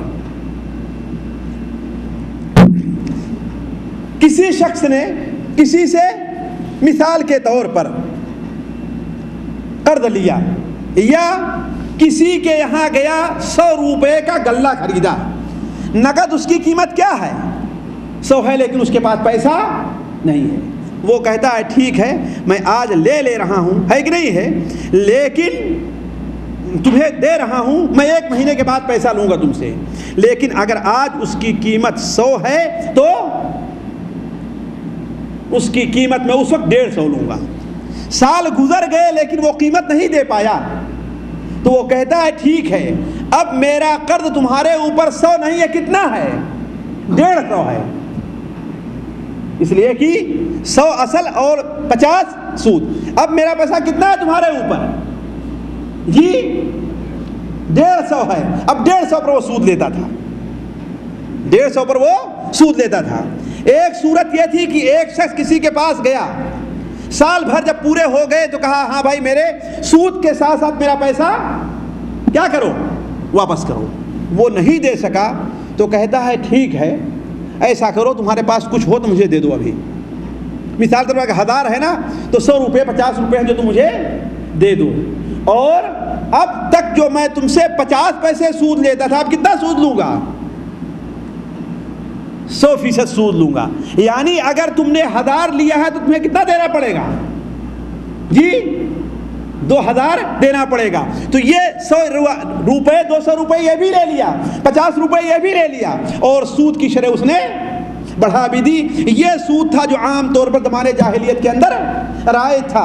اس طریقے سے جو قرض لیتے تھے تو قرض کے اوپر بھی یہی چال چلا کرتے تھے۔ تو یہ سود ہے جسے قرآن مجید کے اندر حرام قرار دیا گیا۔ دوسرا ایک سود اور ہے، اسے اچھی طریقے سے سمجھیں، اور آج بہت سے لوگ اس کو سمجھتے رہے، اس کے اندر ملوث ہے۔ یہ تو زمانے جاہلیت میں لوگ اس کو بھی سود کہا کرتے تھے، لیکن دوسرا جو تھا اسے سود نہیں کہتے تھے۔ وہ کیا ہے؟ وہ یہ ہے کہ ایک ہی جنس کی دو چیز، ایک ہی جنس کی دو چیز کے اندر تبادل کے اندر ادلے بدلے میں زیادہ لیا جائے اور کم دیا جائے، یہی سود میں داخل ہے۔ مثال کے طور پر آپ کے پاس یہاں کے لحاظ سے سکری کھجور موجود ہے، ایک شخص آتا ہے جس کے پاس خضری کھجور ہے، وہ کہتا ہے ہاں بھائی مجھے سکری کھجور چاہیے، ایسا کرو مجھے 1 کنٹل سکری کھجور دے دو، میں تمہیں 2 کنٹل خضری کھجور دے رہا ہوں۔ شریعت کے اندر کیا ہے؟ جائز ہے؟ قطعاً ناجائز۔ یہی سود ہے، یہی سود ہے۔ دوسری صورت یہ تھی، اس لیے میں کہتا ہوں بہت سے لوگ سمجھتے نہیں اور آج یہ کام کر رہے ہیں، بھلے سے کوالٹی میں کچھ بھی ہو، دونوں کی جو بھی کوالٹی ہو، ہے کہ نہیں، اس میں کوئی فرق نہیں ہے۔ یہی چیز ربا الفضل کہا گیا حدیث شریف کے اندر، ابھی اس کی وضاحت آتی ہے کہ نہیں ہے۔ دوسری صورت کیا ہوتی تھی کہ ایک شخص گیا کہتا ہے کہ آپ کے پاس ایک قسم کا گیہوں ہے، میرے پاس یہ موجود گیہوں نہیں ہے، میں بیج ڈالنا چاہتا ہوں، ایسا ہے مجھے آپ 1 من گیہوں دے دیجئے، میں آپ کو کل لا کر کے اس کے بدلے میں آپ کو دوسرا گیہوں دے دوں گا۔ شریعت کہتی ہے یہ بھی جائز نہیں ہے، یہ بھی جائز نہیں ہے، بدلے میں یہ بھی جائز نہیں، بلکہ کیا ہونا چاہیے؟ ہاتھوں ہاتھ ہونا چاہیے، ہاتھوں ہاتھ، کل کے شرط پر نہیں، کل کے شرط پر نہیں۔ اسی چیز کو یہ چیز بھی تمام علماء کے نزدیک یہ نہیں کہ کہیں کہ مقصود یہ بات کہہ رہا تھا، حنفی، مالکی، شافعی، حنبلی جتنے علماء ہیں، ہندوستانی، پاکستانی، بنگلہ دیشی، سعودی، عربی، عجمی، افریقی، امریکی، جو بھی ہیں، ہر عالم کے نزدیک یہ سود کیا ہے؟ ناجائز اور حرام ہے۔ اسی کو ربا الفضل کہا گیا ہے، اسی کو ربا الفضل، یعنی دو ہم جنس چیزوں کے اندر زیادتی کرنے کو یہی چیز کیا کہتے ہیں؟ ربا الفضل کرتے ہیں۔ دیکھیے غور سے سن لیں، دو چیزوں میں ایسے اگر تبادل کرنا ہے تو اس کے لیے دو شرطیں ہیں۔ پہلی شرط یہ ہے کہ برابر سرابر ہونا چاہیے۔ 1 کلو گیہوں کا بدلہ 1 ہی کلو گیہوں سے ہوگا، دونوں کی قیمت میں چاہے جتنا فرق ہو۔ 1 کلو کھجور کا بدلہ 1 کلو ہی سے ہوگا، دونوں کی قیمت میں چاہے زمین آسمان کا فرق ہو۔ یہ چیز میں اپنی طرف نہیں کہہ رہا ہوں،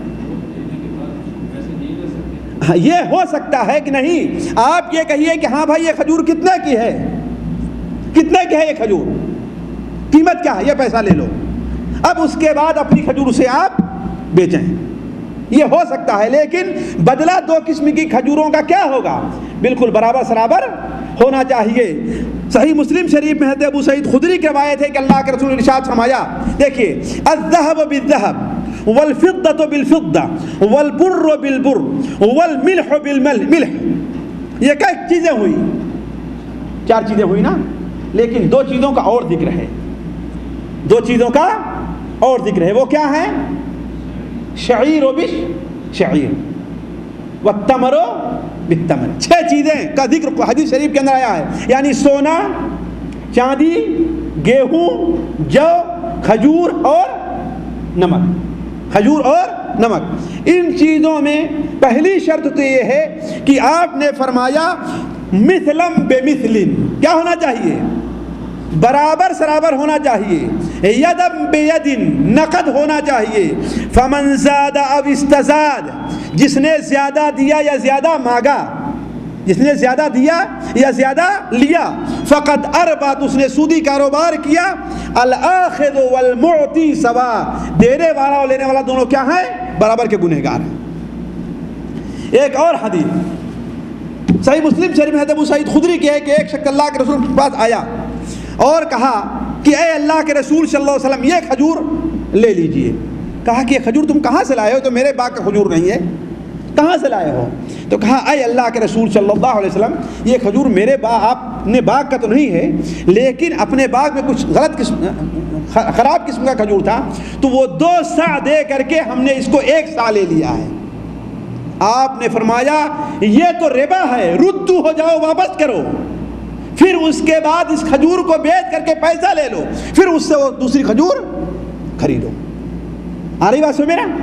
تو کہنے کا مطلب ایک قسم کی 2 چیز، سونا ہے، چاندی ہے، گیہوں ہے، جو ہے، کھجور ہے اور نمک ہے، ان میں سے کسی بھی چیز کو اگر ایک کوالٹی کو دوسری کوالٹی سے بدلنا ہے تو اس میں کیا ہونا چاہیے؟ بالکل برابر سرابر ہو۔ اسے میں کہہ رہا ہوں بہت سے لوگ اس کو سمجھتے نہیں ہیں، سود کے اندر پڑ جایا کرتے ہیں، جبکہ یہ سود ایسا ہے جو تمام دنیا کے علماء کے نزدیک حرام اور ناجائز ہے، حرام اور حنفی، مالکی، شافعی، حنبلی ہر ایک کے نزدیک کیا ہے؟ ناجائز ہے۔ دوسری شرط یہ ہے، پہلی شرط کیا ہے کہ برابر سرابر ہو، دوسری شرط یہ ہے کہ ہاتھوں ہاتھ ہو، برابر ایک ہاتھ سے دے رہے ہیں دوسرے ہاتھ سے لیجیے، ایک ہاتھ سے دے رہے ہیں دوسرے ہاتھ سے لیجیے۔ جیسا کہ آپ نے فرمایا الذهب بالذهب والفضة بالفضة والبر بالبر والشعير بالشعير والتمر بالتمر والملح بالملح، سونا سونے کے بدلے، چاندی چاندی کے بدلے، گیہوں گیہوں کے بدلے، جو کے بدلے، کھجور کھجور کے بدلے، نمک نمک کے بدلے، مثلم بمثل، کیا ہے؟ برابر ہونا چاہیے، سواء بسواء یدم بیدین، کیا ہونا چاہیے؟ ہاتھوں ہاتھ ہونا چاہیے،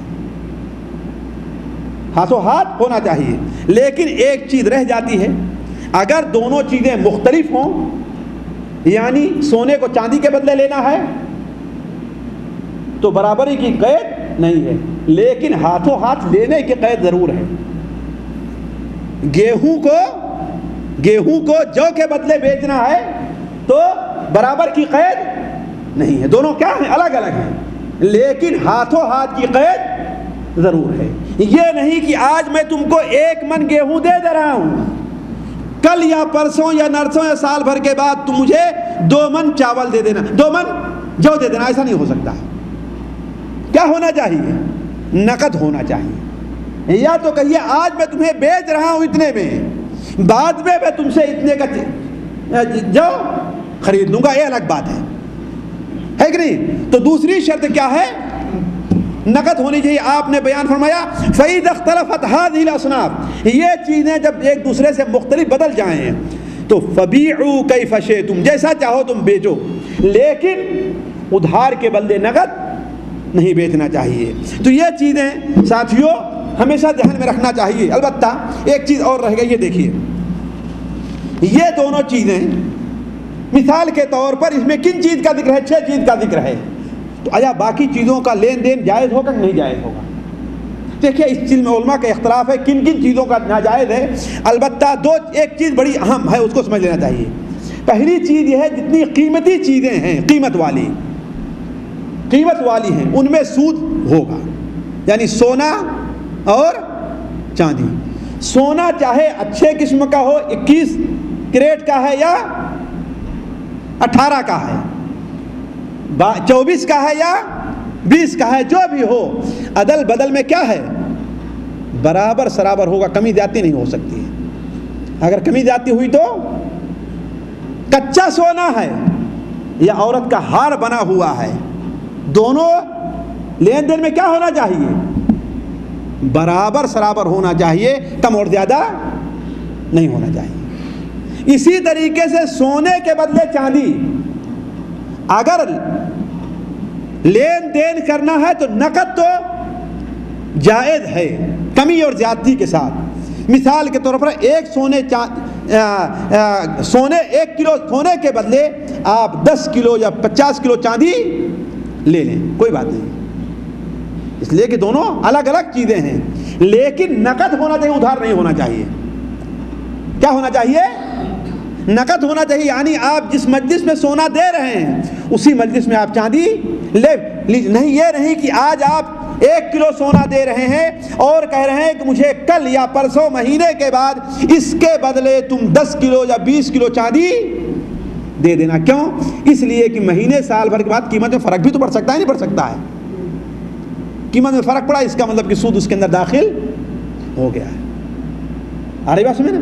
اسی طریقے سے دوسری چیز یہ ہے کہ وہ چیز کھانے والی ہو اور ناپی اور تولی جاتی ہو.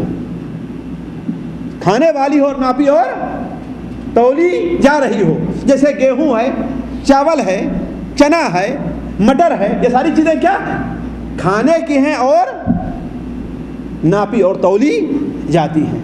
البتہ جو چیزوں جن میں یہ چیز نہیں پائی جاتی، یعنی وہ قیمت نہیں ہے، نہ ناپی اور تولی جاتی ہیں، اس کے اندر زیادتی ہو سکتی ہے. مثال کے طور پر بکری کا 1 کلو گوشت دے کر کے آپ گائے کا 4 کلو گوشت لے سکتے ہیں. بعض علماء نے اسے ناجائز کہا، لیکن حق یہ ہے کہ یہ لے سکتے ہیں. ایک بکرے کے بدلے 2 بکری آپ لے سکتے ہیں. ایک گائے کے بدلے آپ 2 بیل یا 2 بیل کے بدلے 1 گائے یا 1 بیل کے بدلے 2 بیل آپ لے سکتے ہیں. کیوں؟ اس لیے کہ اللہ کے رسول نے اس کو جائز قرار دیا ہے. آپ صلی اللہ علیہ وسلم سے جائز قرار دیا. مسند احمد وغیرہ میں عبداللہ ابن عمر کی روایت ہے کہ ایک بار اللہ کے رسول صلی اللہ علیہ وسلم نے ہمیں جو ہے جہاد کا سامان تیار کرنے کے لیے کہا تو اونٹ ختم ہو گئے. تو ہم جو ہے صدقہ کے اونٹ کے بدلے، یعنی جب صدقہ آئے گا کسی سے لے لو 1 اونٹ 2 اونٹ کے بدلے لے لو، یعنی ابھی 1 اونٹ لے لو، جب صدقہ کا مال آئے گا تو 2 اونٹ تم دے دینا اس کو. تو گویا اس میں ادھار بھی ہوا اور زیادتی بھی ہوئی. آری بات سمجھے نا؟ ایک مسند احمد میں ہے، بلکہ صحیح مسلم شریف میں بھی ہے کہ ایک غلام آپ کے پاس آ کر کے مسلمان ہو گیا اور آپ نے اس پر ہجرت کے لیے بیعت کر لی. بعد میں اس کا مالک، آپ کو معلوم نہیں تھا کہ وہ غلام ہے، بعد میں اس کا مالک بھاگا کہ تو میرا غلام ہے. اب آپ نے چونکہ بیعت کر لی تھی تو آپ نے اس سے کہا ایسا کرو، اس کے بدلے میں 2 غلام تم کو دیتا ہوں، اب اس کو رہنے دو. تو گویا 1 غلام بدلے آپ نے 2 غلام دیا.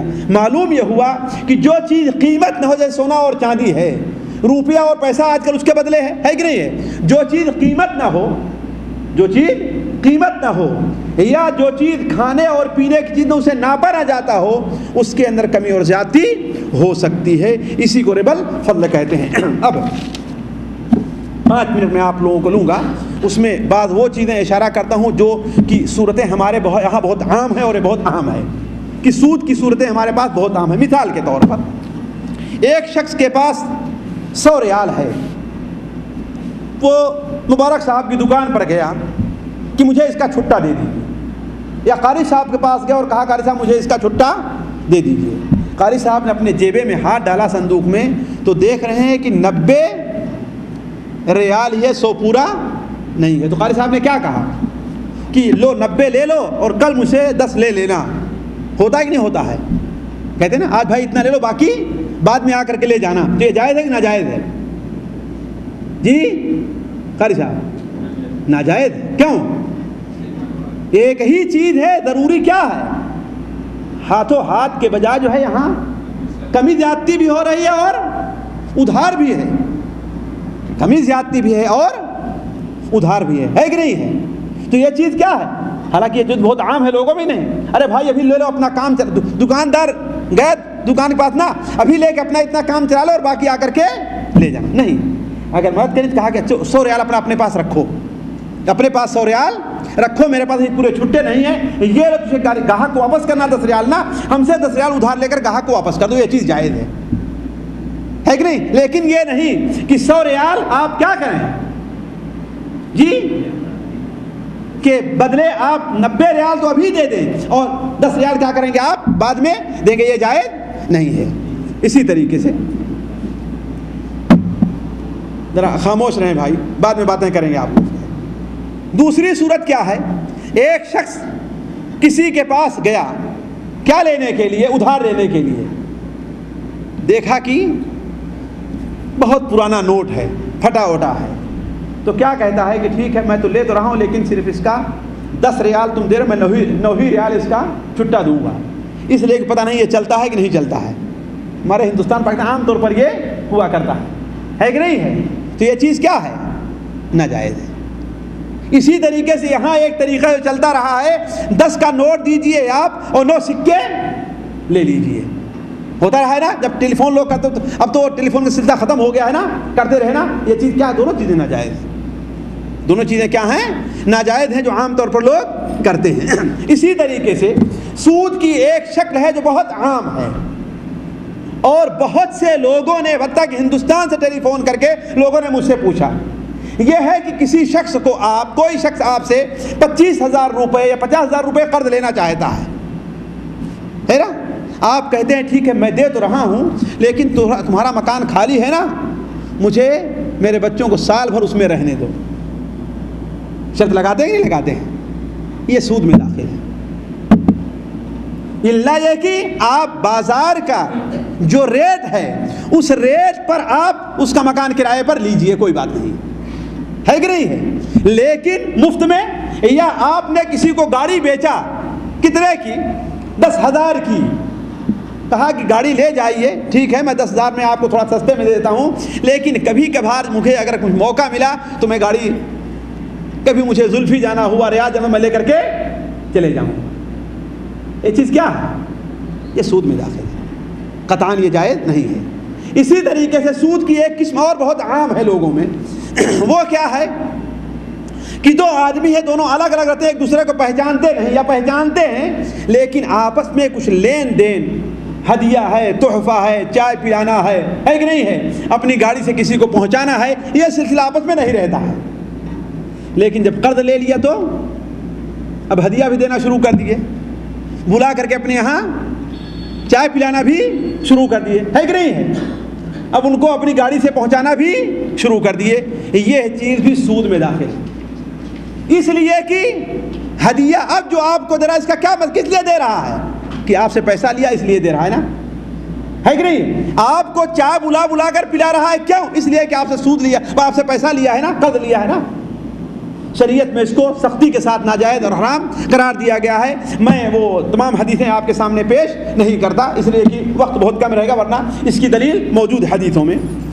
5ویں صورت جو سود کی ہمارے یہاں رائج ہے، سورس کی بات جو ہے نا، کسی کو آپ لے کر کے گئے سورس کے لیے، کہیں پر آپ کے بچے کو نوکری کا معاملہ ہے یا آپ کا کوئی کام جو ہے کسی آفس کے اندر رکا ہوا ہے کہ نہیں ہے، تو آپ محنتانہ کے نام سے اس کو 100-200 دے دیا کرتے ہیں. یہ چیز کیا ہے؟ یہ بھی سود میں داخل ہے. مسند احمد میں اللہ کے رسول صلی اللہ علیہ وسلم کی حدیث ہے کہ من شفع لأخیہ بشفاعہ فأہدى له ہدیۃ علیہا فقبلها فقد آتى بابا عظیما من ابواب الربا. کس نے اپنی کسی بھائی کی سفارش کی، اب اس پر وہ کوئی ہدیہ اس کو دے رہا ہے تو اس نے سود کا بہت بڑا دروازہ کھول دیا ہے کہ نہیں؟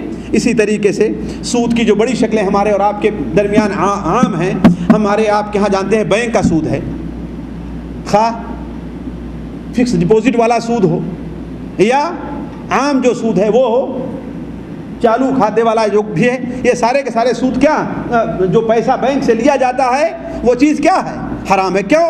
اس لیے کہ جس طریقے سے سود کا لینا ناجائز ہے ویسے سود کا دینا بھی، بلکہ یہ بات ذہن میں رہنا چاہیے، سود پر کسی بھی قسم کی مدد ناجائز اور حرام ہے، کسی بھی قسم کی مدد. اسی لیے اللہ کے رسول نے کیا ارشاد فرمایا؟ لعن رسول الربا وآکلہ وموکلہ وکاتبہ وشاہدہ وہم یعلمون. سود پر لعنت کی اللہ کے رسول صلی اللہ علیہ وسلم نے، سود لینے والے پر، سود دینے والے پر. دیکھیے سود لینے سے مراد کیا ہے؟ سود کو اپنے استعمال میں یعنی کھانے والے پر، سود کھانے والے پر ہے کہ نہیں، سود پر گواہی بننے والے پر اور سود کو لکھنے والے پر. اسی لیے علماء کہتے ہیں جو بینک سودی با کاروبار کرتے ہیں اس میں نوکری کرنا کیا ہے؟ ناجائز اور حرام ہے، اور وہ شخص اللہ تبارک و تعالیٰ کی اس لعنت کا مستحق ہو رہا ہے کہ نہیں ہے. تو بینک کا سود چاہے لیا جائے یا بینک سے قرض لے کر کے دیا جائے، کوئی بھی سود ہے صورت ہو، وہ چیز ناجائز اور حرام ہے، چاہے جو کوئی بھی کہے. وہ چیز ہر حالت میں ناجائز اور حرام ہے، اس کے جائز ہونے کی کوئی دلیل قرآن اور حدیث کے اندر نہیں ہے. اسی طریقے سے آج کل بہت سے لوگ جو سودی جو یہاں پر رہے ہیں دوسری جگہ پر، وہ بیمہ اور انشورنس کا مسئلہ جو ہے لے کر کھڑے ہو گئے ہیں. اور بڑی مصیبت ہے آج کل، کچھ لوگ یہ کہتے ہیں کہ سعودیہ کے علماء نے انشورنس اور تأمین کی اجازت دے دی ہے، لیکن جو اجازت دی ہے وہ اس کی ایک خاص صورت ہے ساتھیوں. اور میں تو کہتا ہوں اسے بیمہ یا انشورنس کہنا نہیں چاہیے، کہنا ہی نہیں چاہیے. وہ صورت کیا ہے؟ مثال کے طور پر ایک علاقے میں 10-15 دکاندار ہیں، اپنا کام کرتے ہیں. وہ میں سے ہر شخص کیا کرتا ہے؟ اپنے کمائی کا مہینے کے آخر میں یا سال بھر میں ایک متعین رقم وہاں پر جمع کر دیتا ہے. کس لیے؟ تاکہ ان دکان والوں میں سے اگر کسی کا کبھی نقصان اور گھاٹا ہو جائے تو اس سے ان کی مدد کی جا سکے. یہ صورت کیا ہے؟ تأمین کی جائز ہے، اسے تعاونی کہتے ہیں. کیا کہتے ہیں؟ تعاونی کہا جاتا ہے. لیکن ہمارے ہاں جو انشورنس چل رہا ہے، چاہے زندگی کا ہو، زندگی کا انشورنس کیسے کرایا جاتا ہے ہمارے یہاں؟ اگر آپ اپنی زندگی کا انشورنس کرانے گئے تو پہلے ڈاکٹر آئے گا، آپ کو چیک کرے گا کہ یہ کتنے دن تک زندہ رہے گا، ہے کہ نہیں؟ یہ اس میں شرط ہے. اور ان کا ڈاکٹر رہے، کوئی آپ کا ڈاکٹر نہیں رہے گا. وہ آئے گا، چیک کرے گا کہ یہ اگر اپنی طبیعی یعنی موت مرا تو اسے کتنا دن تک زندہ رہے گا. اب جتنا دن تک زندہ رہے گا اس کے حساب سے اس کے اوپر جو ہے فکس کیا جاتا ہے کہ ہر سال یا ہر مہینے اسے اتنا جمع کرنا ہوگا، تاکہ مثال تو 1 لاکھ یا 50 لاکھ یا کتنا پہنچ جائے. اب ہوتا کیا ہے کہ وہ شخص اگر انتقال کر گیا اور پوری رقم جمع نہیں کیا تھا تو اس کے اولاد کو یا اس کے وارثوں کو یا اس کی بیوی کو وہ پوری رقم ملے گی، ہے کہ نہیں؟